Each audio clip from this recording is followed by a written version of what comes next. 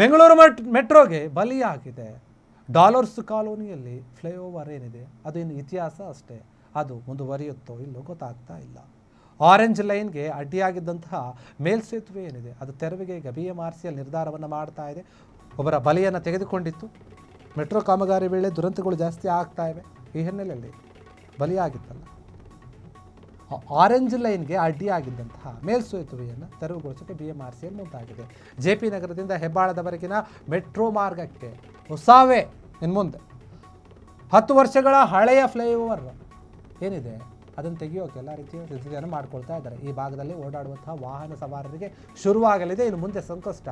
Flyover ತೆರವು ಮಾಡಿದರೆ metro filler ಅಳವಡಿಕೆ ಅಸಾಧ್ಯ ಅಂತ ಹೇಳ್ತಾರೆ. ಅದನ್ನು ತೆಗಿಬೇಕಂಗಾದ್ರೆ ಆಗುತ್ತೆ. ತಜ್ಞರ ವರದಿಯನ್ನು ಆಧರಿಸಿ ಫ್ಲೈಓವರ್ ತೆರವು ಮಾಡೋಕ್ಕೆ ನಿರ್ಧಾರವನ್ನು ಮಾಡಿದೆ BMRCL. ಬೆಳಗ್ಗೆಯೇ ರಸ್ತೆಗಿಳಿದಿದ್ದಾರೆ. ಆ ಜನರಿಗೆ ಶಾಕ್ ಎದುರಾಗಿದೆ. ಏನಪ್ಪ ಇದೆ ಅಂತ ಕಿಲೋಮೀಟರ್ ಗಟ್ಟಲೆ ಟ್ರಾಫಿಕ್ ಜಾಮ್ ಭೀತಿ ಎದುರಾಗುತ್ತೆ ಇನ್ನು ಮುಂದೆ. ಪರ್ಯಾಯ ಮಾರ್ಗಗಳ ಹುಡುಕಾಟದಲ್ಲಿ ಸಂಚಾರಿ ಪೊಲೀಸರು ಕೂಡ ಇದ್ದಾರೆ. ಬೆಂಗಳೂರು ಮೆಟ್ರೋಗೆ ಒಂದು ಬಲಿಯಾಗಿತ್ತು ಡಾಲರ್ಸ್ ಕಾಲೋನಿಯ ಫ್ಲೈಓವರ್ ಏನಿದೆ ಅದೇ ಒಂದು ವಿಚಾರವಲ್ಲ. ಅದು ಇನ್ನು ಮುಂದೆ ಅದು ಇರೋದಿಲ್ಲ, ಅದನ್ನು ತೆರವುಗೊಳಿಸುತ್ತೆ. BMRCL ಈ ರೀತಿಯಾದಂಥ ನಿರ್ಧಾರವನ್ನು ಮಾಡಿದೆ. ಆದರೆ ಇದರಿಂದ ಸಾರ್ವಜನಿಕರಿಗೆ ಕಷ್ಟ ಆಗುತ್ತೆ. ಟ್ರಾಫಿಕ್ ಸಮಸ್ಯೆ ಇನ್ನೂ ಜಾಸ್ತಿ ಆಗ್ತಾ ಹೋಗುತ್ತೆ. ಜನರು ಬೇರೆ ದಾರಿಗಳನ್ನು ಹುಡುಕೊಳ್ಬೇಕು. ಪೊಲೀಸರಿಗೂ ಕೂಡ ಅಲ್ಲೇನಾದರೂ ಟ್ರಾಫಿಕ್ ಆದರೆ ಅದನ್ನು ನಿಭಾಯಿಸೋಕೆ ಕೂಡ ಕಷ್ಟ ಆಗಿಬಿಡುತ್ತೆ.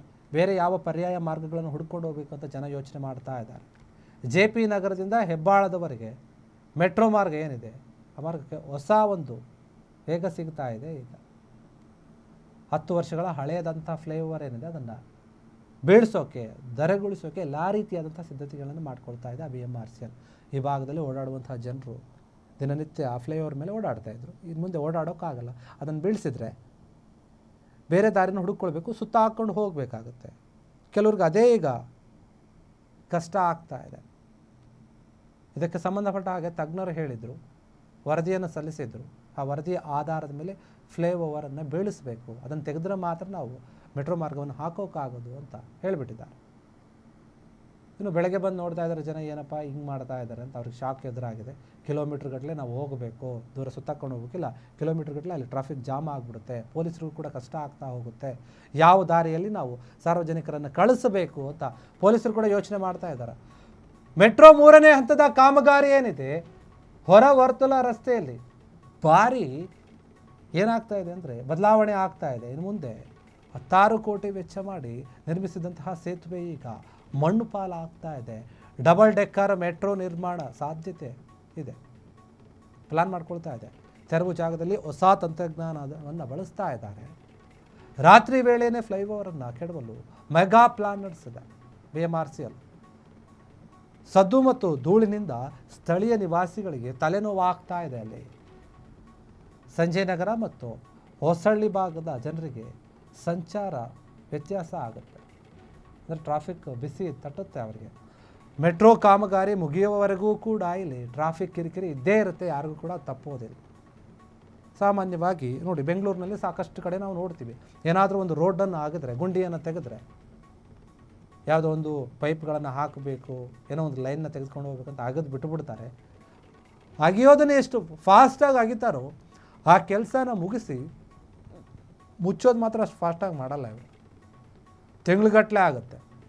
ರೋಡನ್ನ ಬ್ಲಾಕ್ ಮಾಡ್ತಾರೆ, ಜನರು ಸುತ್ತಾಕೊಂಡು ಹೋಗ್ಬೇಕು, ಬಳಸ್ಕೊಂಡು ಹೋಗಬೇಕು, ಹೀಗೆಲ್ಲ ಆಗುತ್ತೆ.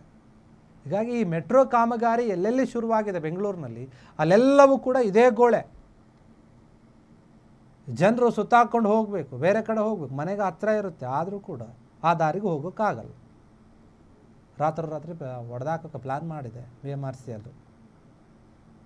ಡಬಲ್ ಡೆಕ್ಕರ್ ಬರುವಂತಹ ಸಾಧ್ಯತೆ ಇದೆ ಮೆಟ್ರೋ. ಹೀಗಾಗಿ ಸಾರ್ವಜನಿಕರು ಉಪಯೋಗ ಆಗಲಿ ಅಂತ ಮೆಟ್ರೋ ಮಾಡ್ತಾಯಿದ್ರು ಕೂಡ, ಆದರೆ ಆ ಕಾಮಗಾರಿಯಿಂದ ಮಾತ್ರ ಜನರಿಗೆ ದಿನ ತಲೆನೋವು ಆಗ್ತಾ ಇದೆ, ಸಂಕಷ್ಟ ಎದುರಾಗ್ತಾ ಇದೆ. ಧೂಳು, ಶಬ್ದ ಎಲ್ಲವೂ ಕೂಡ ಕಿರಿಕಿರಿ ಮಾಡುತ್ತೆ. ಏನು ಆ ಪಕ್ಕದಲ್ಲಿರುವಂತಹ ಮನೆಗಳಿಗೆ, ನಗರಗಳಿಗೆ ಎಲ್ಲರಿಗೂ ಕೂಡ ಅಷ್ಟೇ. ಇದರಲ್ಲಿ ಮುಖ್ಯವಾಗಿ ಸಂಜಯ್ ನಗರ ಮತ್ತು ಹೊಸಳ್ಳಿ ಭಾಗ ಏನಿದೆ ಆ ಭಾಗದ ಜನರಿಗೆ ಟ್ರಾಫಿಕ್ ಸಮಸ್ಯೆ ಇನ್ನು ಮುಂದೆ ಜಾಸ್ತಿ ಆಗುತ್ತೆ. ಕ್ಷಣ ಕ್ಷಣದ ಸುದ್ದಿಗಳಿಗಾಗಿ ಫ್ರೀಡಂ ಟಿವಿ ಸಬ್ಸ್ಕ್ರೈಬ್ ಮಾಡಿ, ಲೈಕ್ ಮಾಡಿ ಹಾಗೂ ಫಾಲೋ ಮಾಡಿ. ಹೊಸ ಸುದ್ದಿಗಳ ನೋಟಿಫಿಕೇಶನ್ಗಾಗಿ ಬೆಲ್ ಐಕಾನ್ ಮೇಲೆ ಕ್ಲಿಕ್ ಮಾಡಿ.